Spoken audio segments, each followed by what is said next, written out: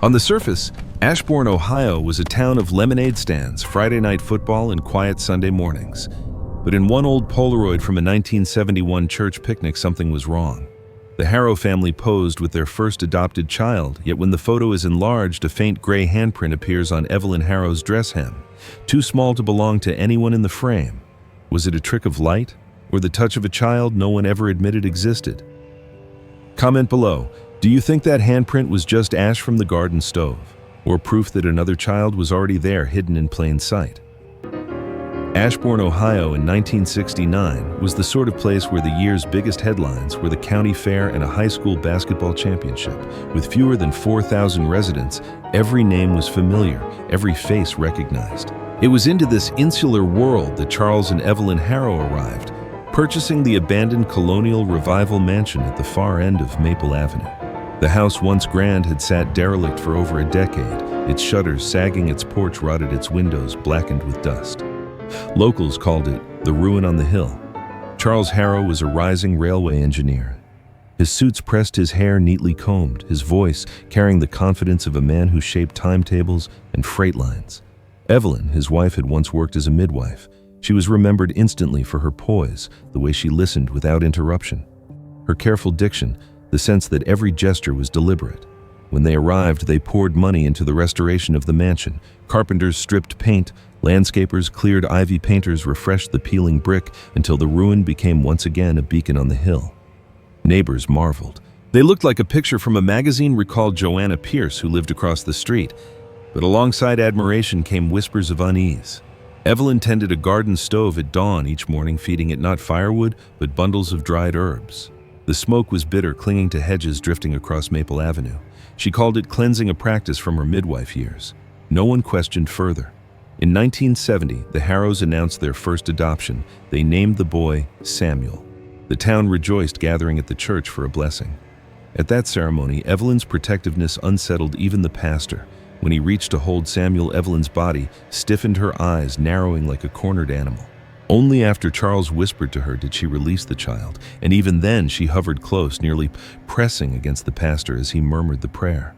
People dismissed it as maternal instinct, the eagerness of a woman who had long wished for children. By 1972, the Harrows had adopted 3 children in total, all under 4 years old. The speed drew attention. Adoption waitlists in Ohio often stretched years, but Charles's prestige and Evelyn's saintly image smoothed every bureaucratic wrinkle. Evelyn began referring to her children in a peculiar way. They were not simply sons and daughters, they were the chosen. When asked what she meant, she smiled and said softly, "They were selected for cleansing." Her tone was so serene that many brushed past the oddness of the statement. The children's lives unfolded behind the mansion's tall windows. They did not attend Ashbourne schools. Evelyn insisted on homeschooling, claiming she could protect them better at home. They didn't play freely in the yards like their peers. When seen, they moved together as though obeying silent signals. At dusk, neighbors passing by sometimes glimpsed them in a line on the back portico. Hands folded, lips murmuring in unison, while Evelyn dipped her fingers in a bowl of ash and drew black lines across their foreheads. The image was unsettling, but easily rationalized, a mother pious and devout, teaching her children discipline. Inside the foyer hung a cross-stitched sampler framed in oak. Its words read, "Purity demands partition."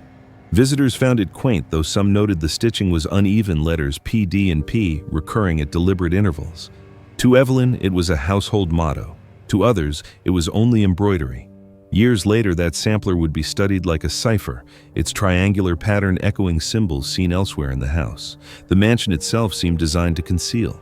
Heavy curtains blocked sunlight from the upper floors. The third story, with its dormer windows, was sealed with black oilcloth nailed into frames. Charles explained it as insulation. Yet on humid summer nights, faint cries sometimes carried across the hedges, nearly drowned by the low moan of freight trains in the valley. The picnic Polaroid, rediscovered decades later, became the artifact that defined suspicion. The Harrows stand proud, Samuel in Evelyn's arms, Charles's hand on her shoulder. At first glance, nothing unusual, but magnified, a gray handprint stains the hem of Evelyn's dress. Too small to belong to Charles, too large to be Samuel's, not shaped like a crease or dirt smudge. A hand pressed in ash. Neighbors who recalled those years often described the mansion as both magnet and repellent. It shone with restored brick and glowing windows, yet its presence was heavy, commanding silence. The Harrows seemed untouchable, wealthy, generous, refined.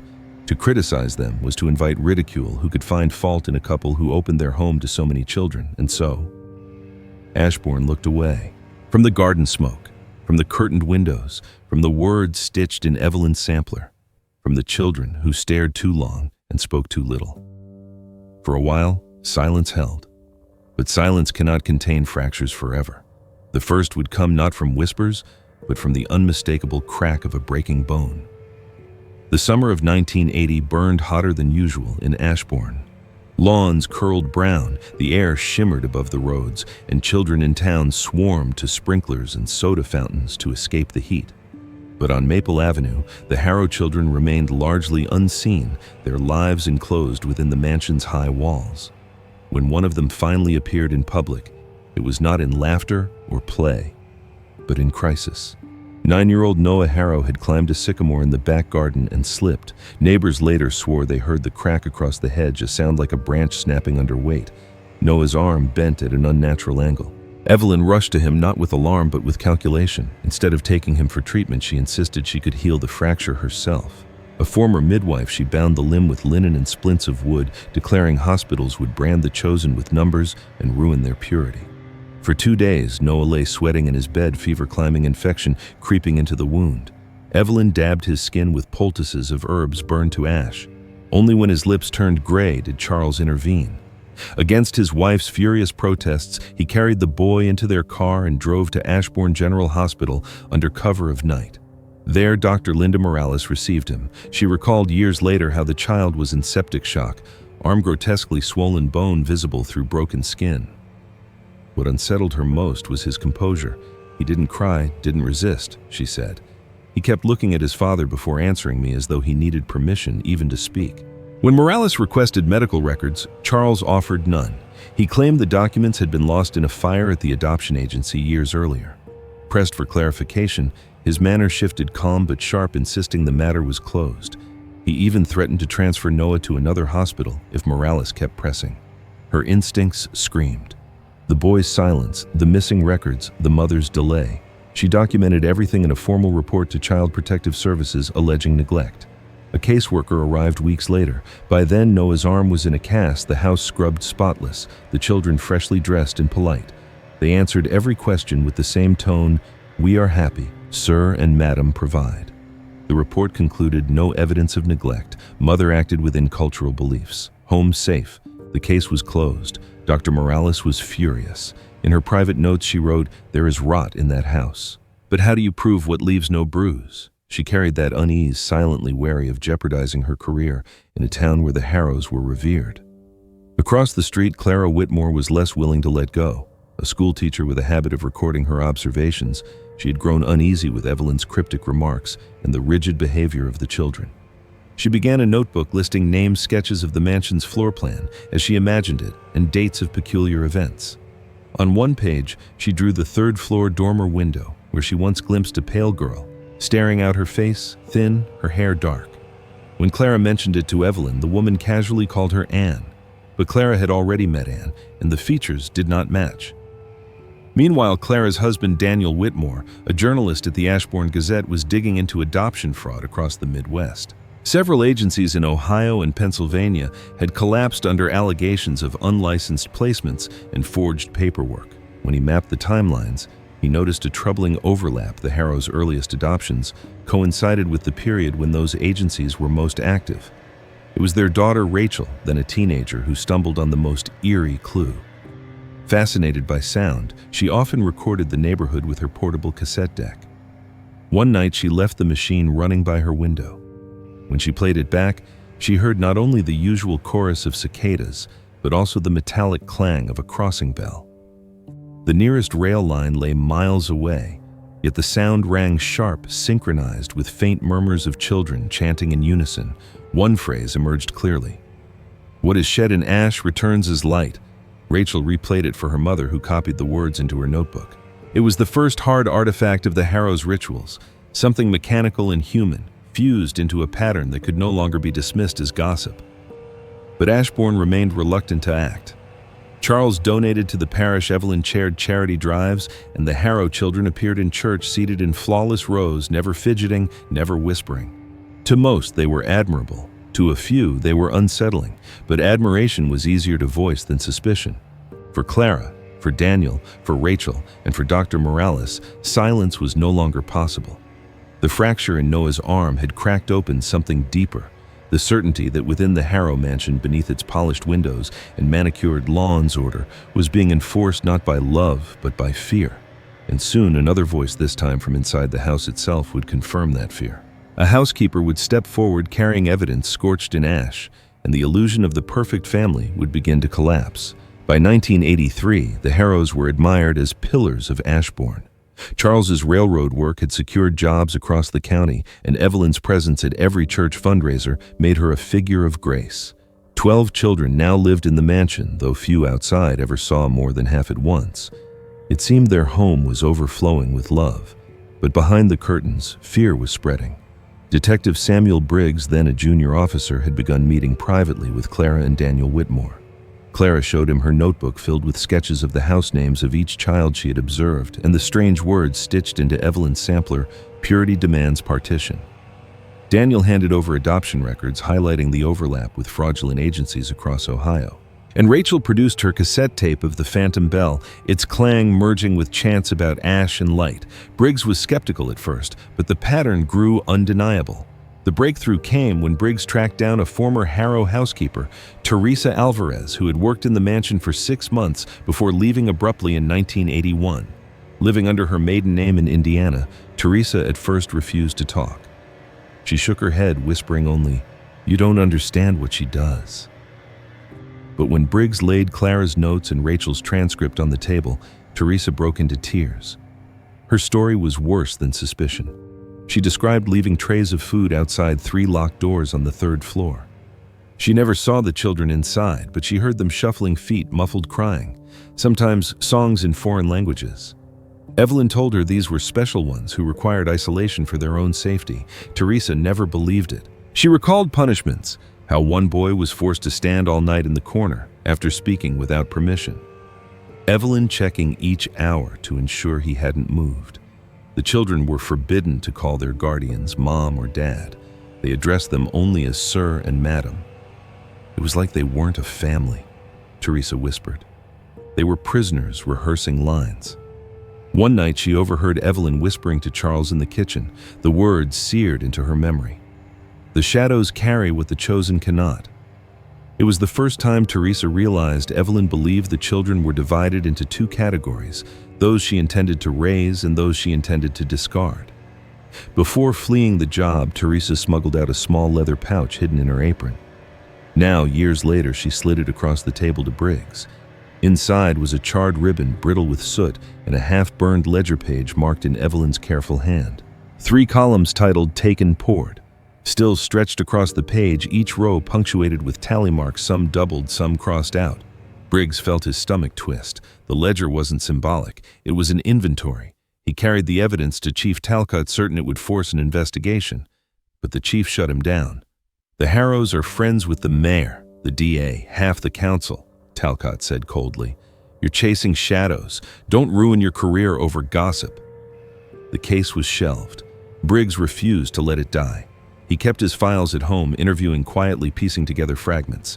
He was not alone. Rachel, now 19 and studying journalism, had been combing archives for missing child reports. She discovered a chilling pattern. Whenever the Harrows adopted from a region, another child from the same area went missing within weeks. Migrant workers' children, foster kids' children from families weighed down by poverty or addiction.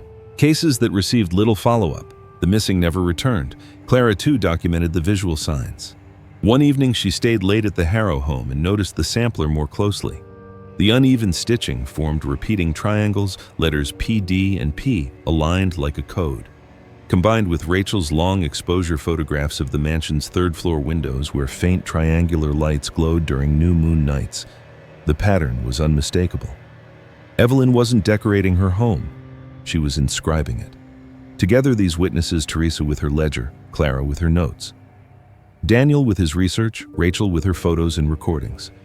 Briggs, with his growing dossier, formed an unlikely alliance. Each piece alone was fragile. But together they began to outline something undeniable beneath the image of charity. The Harrow mansion concealed a system of ritual control and disappearance. Still, they faced a wall of silence. Officials dismissed them. Neighbors didn't want scandal. Charles and Evelyn's generosity cloaked suspicion and respectability. To question them was to seem paranoid, even cruel. But secrets do not stay buried forever. In 1991, a moment came when the state could no longer look away. A raid was planned at dawn, and what the officers found behind those locked third-floor doors would shatter Ashbourne's illusions forever. The morning of October 12, 1991 began in silence. A convoy of unmarked state vehicles rolled down Maple Avenue with headlights dimmed, engines low. Detective Briggs sat in the lead car, his pulse pounding, clutching the warrant he had fought years to secure. The plan was simple: strike at dawn, catch the household off guard, and prevent any chance of evidence being destroyed. Charles Harrow answered the knock in a silk robe, perfectly composed. His expression was almost amused. "I was expecting you," he said evenly, as though the raid had been penciled into his schedule. He stepped aside like a host opening his door to dinner guests. But from the staircase behind him, Evelyn's voice erupted a shriek that spiraled into words half in English, half in tongues. "The shadows are not full," she screamed, clawing at the officers until she had to be restrained. The search began. The 11 known Harrow children were found awake in their beds, each already dressed, hairbrushed hands folded neatly in their laps despite the early hour. They did not flinch at the sight of uniformed strangers. When questioned, they answered in flat unison, "Sir and Madam Provide. We are happy. We are chosen." Their eyes were vacant, their tone rehearsed. Not one child asked for help. Upstairs, at the end of a narrow corridor, 3 locked doors waited. Officers broke them down with splintering crashes. Inside the first room, a girl of about 10 cowered in the corner, shielding her face. The second and third rooms held 2 boys, perhaps 8 years old, huddled together, their voices hoarse from sobbing. The smell was overwhelming: sweat, waste, mildew. Each room was stripped bare save for a stained mattress. Black cloth was nailed over the windows. Buckets in the corners testified to their confinement. Dr. Linda Morales, called to the scene, remembered the children's condition. They were malnourished, their limbs stick-thin. But what stayed with me was how they clung to each other. If we tried to separate them, even for examination, they screamed until their throats were raw. They had survived only because they trusted one another. The girl whispered her name, Sophia. One boy muttered the Spanish word, cenizas, ashes. In Charles's study, investigators found a hidden safe. Inside lay bundles of cash in multiple currencies, stacks of falsified adoption papers, and detailed trust deeds for each of the adopted children. The trusts stipulated that funds would be available only if the children remained in contact with the Harrows and never sought information about their biological families. "This wasn't generosity," Briggs said grimly. "It was ownership dressed up as charity." The most disturbing find was Evelyn's journal, a thick leather-bound volume filled with nearly 20 years of entries. It outlined her vision in chilling detail: children divided into the chosen, redeemable through discipline and ritual, and the shadows vessels destined to absorb the sins of their siblings. She described the draft brewed from herbs and ash, the marks drawn on foreheads, the schedules aligned with new moons and freight timetables. When the vessel is filled, she wrote, the eyes mirror soot. Then it must be stilled and the chosen are clean. As the officers combed the grounds, cadaver dogs pulled toward the grove of black willows. The soil looked undisturbed to the eye, but when spades broke the surface, it gave way too easily, like sifted ash.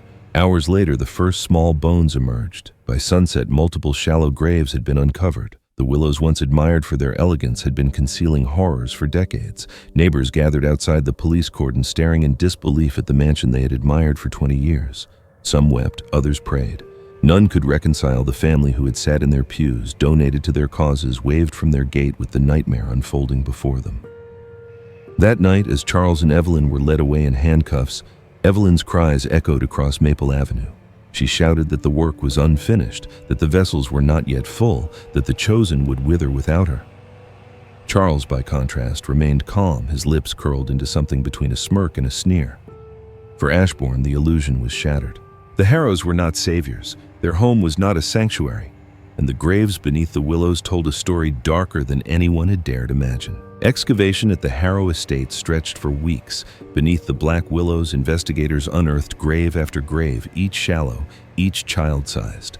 The remains told a story of neglect rather than sudden violence, malnutrition, untreated illness, dehydration. They were children who had been erased quietly, their lives measured not in birthdays, but in tally marks Evelyn had kept in her ledger. Taken, poured, stilled. Among the bones lay fragments of identity. A charred ribbon, a wooden toy car, shoes so small they could rest in the palm of a hand. To the investigators, these objects were relics. To the community, they were indictments. She didn't even bury them deep, said Prosecutor Meredith Lane. It was as if she wanted them close, like seeds under the soil. 5 of the bodies were eventually matched to missing children across Ohio and Pennsylvania. A 9-year-old girl from a migrant camp near Toledo, a 7-year-old boy from Pittsburgh, an immigrant child from Philadelphia. The others remained unnamed, Jane and John Does, in official records. Detective Briggs carried the weight of those unknowns heavily. Someone once loved those kids. They had names, faces, families, and now they're reduced to numbers in a file. That's what keeps me up at night. The journal seized from Evelyn's study confirmed what the graves implied. She described dividing her household into 2 categories: the chosen. The adopted children paraded in church pews dressed neatly reciting lines. And the shadows, the hidden ones locked in the 3rd floor, meant to absorb sin through ritual until they were filled. She wrote of administering bitter drafts brewed from ash and herbs, of tracing triangles on foreheads, of cutting arms just enough to collect drops of blood. The shadows carry what the chosen cannot. She repeated. Testimony from the surviving shadows, the girl Sophia and her 2 brothers gave harrowing confirmation. Through art therapy and broken Spanish, they explained how Evelyn told them their purpose: to drink the draft, to sleep after prayers, to carry the evil their siblings shed. She called us jars, Sophia whispered to a psychologist. She said when the jar was full, it must be emptied. Public outrage exploded. The media dubbed the case the Ashbourne cult. Yet investigators found no larger network, only Evelyn's personal mythology stitched together from scraps of mysticism and her own obsession with purity. Dr. Eliza Montgomery, a scholar of religion, studied her journal and concluded it wasn't theology. It was bricolage, bits of Gnosticism, folk ritual, alchemical transference. But the danger wasn't in the sources, it was in her absolute conviction. In court, Charles tried to distance himself. His lawyers painted him as a distracted husband, too consumed by railway work to notice what his wife was doing. But the evidence betrayed him. His signature sat on forged adoption documents. His trust funds dictated silence from the children. The locked 3rd floor doors had been reinforced under his direction. He may not have believed her mythology, Lane said, but he built the cage that allowed it to thrive. Evelyn never stood trial. Declared incompetent due to delusional disorder, she was confined to a psychiatric facility where she continued to perform rituals with scraps of paper and dust from her cell floor.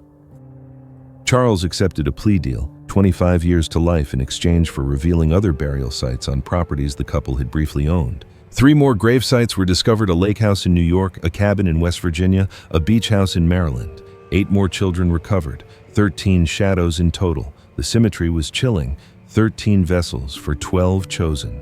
Evelyn's arithmetic of salvation required more vessels than children to cleanse, some filling faster, others lasting longer. The math of cruelty written in soil and bone. For the survivors among the chosen life, fractured in quieter ways, James, the eldest, ended his own life in 1994. Noah, the boy whose broken arm had first drawn suspicion, vanished at 18 and was never seen again. Elizabeth struggled with an eating disorder that haunted her adulthood. Others cycled through foster care. Changed names, disappeared into anonymity. Therapists spoke of indoctrination, learned helplessness, cult conditioning. The children called it survival. The Harrow mansion was demolished in 1993. In its place, a community garden was planted. Black willows were re-rooted deliberately, no longer concealing graves, but serving as living memorials. Each October, lanterns were lit, 12 for the chosen, 13 for the shadows, and 1 hollow stem left unlit for the unknown child. Clara Whitmore had seen in the transom window a girl never identified, never found.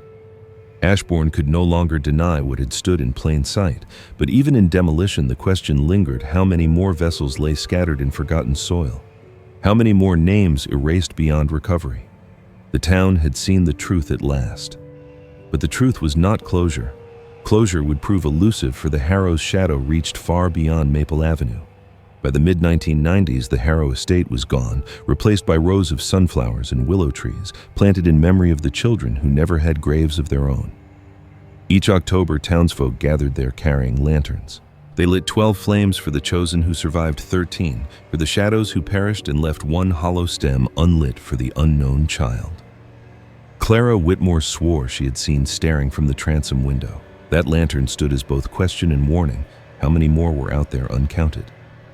The case reshaped Ohio's laws. The Harrow Reform Act of 1995 introduced rigorous background checks across state lines, limited how many children a single family could adopt in a span of years, and mandated unannounced social worker visits for at least 5 years post-placement.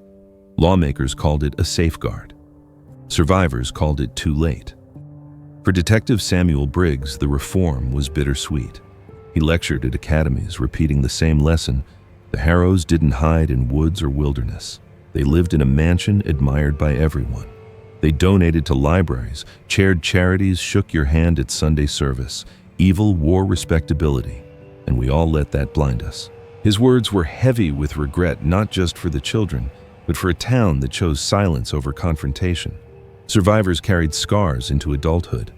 Elizabeth spoke publicly, once recalling the salt floors they were forced to kneel on, the bitter draft. Evelyn made them swallow the ash triangles painted on their skin. She told us our parents had infected us with sin, that only suffering could clean us, and if we resisted, we'd be sent upstairs to join the shadows. Her voice broke as she described looking through the narrow window into the third-floor rooms, seeing hollow-eyed children locked away. That was enough to keep us obedient. We believed her. Charles Harrow died in prison in 2011, still claiming he had only been a bystander to his wife's delusions. His unpublished manuscript, Blind Trust, painted him as a man trapped by love. Prosecutors dismissed it as self-serving nonsense. He signed the papers, built the locked rooms, controlled the money, Lane said. Without him, her rituals would have collapsed. Evelyn, confined to a psychiatric ward until her death in 2008, never abandoned her beliefs. In her final journal entry, she wrote, "The vessels are filled, the chosen are clean, the work continues on another plane." Ashbourne learned to live with its ghosts. Some nights, residents walking past the community garden swore they heard the faint metallic toll of a crossing bell, though the nearest railway lay miles away. Others dismissed it as wind in the willows. But to those who remembered the Harrows, it was an echo, a reminder that vigilance must never fade. Rachel Whitmore, who once recorded that phantom bell on a cassette deck, became the town's archivist of memory. She digitized her mother's notes, her father's clippings, Teresa Alvarez's scorched ledger page. At school, she told children, monsters don't always hide in shadows. Sometimes they smile at you across the street. The only way to stop them is to look twice and then not look away. The Harrow story endures not just as a tale of horror, but as a call to responsibility, to question what feels off, to speak when silence is safer, to remember that children, especially the unseen and unheard, depend on adults who refuse to look away. Each October, when the lanterns flicker under the willows, Ashbourne whispers the names of those known and acknowledges those never found. The flames burn for the children who lived, for those who died, and for the one whose name no one ever learned. And in that light, fragile but unwavering, the town makes a vow: never again will respectability shield cruelty, never again will silence protect the powerful.